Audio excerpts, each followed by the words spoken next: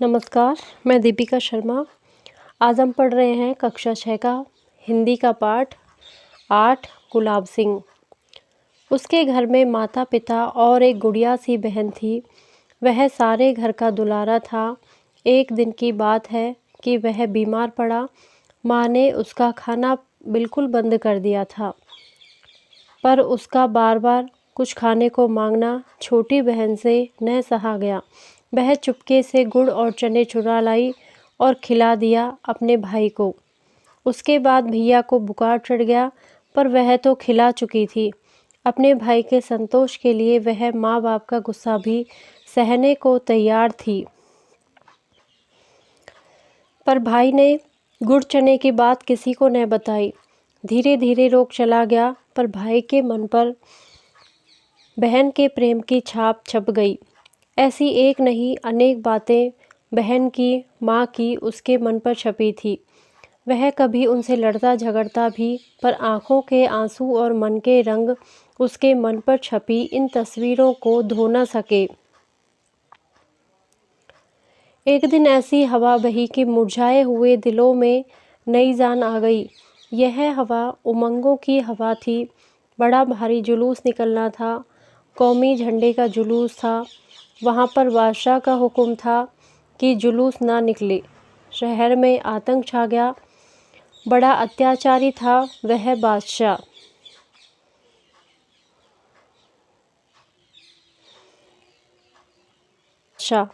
क्यों ना निकले जुलूस, क्यों ना निकले हमारा झंडा, भाई ने बहन से कहा। बहन बोली, कौन है यह बादशाह? भैया ने कहा, ऊँ होगा कोई। बहन ने पूछा, क्यों ना निकले जुलूस, क्यों ना निकले झंडा? भाई कटु स्वर में बोला, हमारा देश बादशाह का गुलाम जो है। जरूर निकले जुलूस, हम जरूर फहराएंगे अपना झंडा। देखते हैं कौन रोकता है हमें। झंडे की तैयारी होने लगी।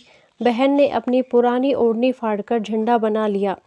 भाई ने उसे खेलने के डंडे से बांध लिया। झंडा तैयार था। अब भाई झंडा लेकर चला। अरे भाई, जाते कहाँ हो? हम भी साथ चलेंगे, बहन आग्रह से बोली। पर बहन, बड़ी दूर जाना है, तुम थक जाओगी। नहीं भैया, नहीं बहन, जुलूस कौन बनाएगा? तुम झंडा उठाना, हम जुलूस बनाकर पीछे पीछे चलेंगे। नहीं रानी, तुम जुलूस नहीं, तुम एक काम करो, हमें रोली का तिलक लगाकर विदा करो, जैसे राजकुमारी अपने भाई राजकुमार को विदा करती है। के साथ ताली बजाई और दौड़कर थोड़ी सी रोली, थोड़े से चावल सजा लाई। थाली में एक दिया भी जल रहा था। भाई की आरती उतारने लगी। मुंह के चारों तरफ घूमती थाली एक आभा मंडल बनाने लगी। उसने देवी देवताओं के चित्रों में भी वैसा ही आभा मंडल देखा था। भाई के चारों तरफ वैसा ही आभा मंडल देखकर वह बहुत खुश हुई। भाई के माथे पर तिलक लगाया, चावल बिखराए। तब भाई ने बहन के पैर छुए और विदा ली। बहन ने भाई के सिर पर हाथ फेरा और बलैया ली। बहन दरवाजे पर खड़ी देखती रह गई। कहानियों में राजकुमारी भाइयों को इसी तरह विदा करती है। वह झंडे को लहराते हुए ले जाते हुए भाई को दूर तक देखती रही। कुछ दूर जाने पर बादशाह के सिपाहियों ने झंडे वाले को रोका। वह न रुका।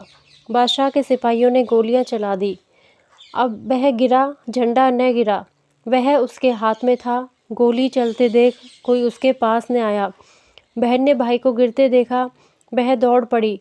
भाई खून से लथपथ पड़ा था। वह पुकारती रही, भैया भैया। भाई के प्राण मानो यह अमृतवाणी सुनकर लौट पड़े। वह बोला, तू आ गई, यह झंडा ले। भाई चला गया। वह रोई, पर झंडा हाथ में उठाए रही। बादशाह के सिपाही मानो गढ़ जीतकर चले गए। लोग भागे आए। उन्होंने भाई की देह उठाई। आगे आगे झंडा लिए बहन चलने लगी। बादशाह का हुक्म था, जुलूस नहीं निकलेगा। जुलूस निकला, झंडा नहीं निकलेगा। झंडा निकला और बड़ी शान से निकला। यह बालक था गुलाब सिंह, जो अपनी सुगंध बिखेर कर चला गया। सुभद्रा कुमारी चौहान। धन्यवाद।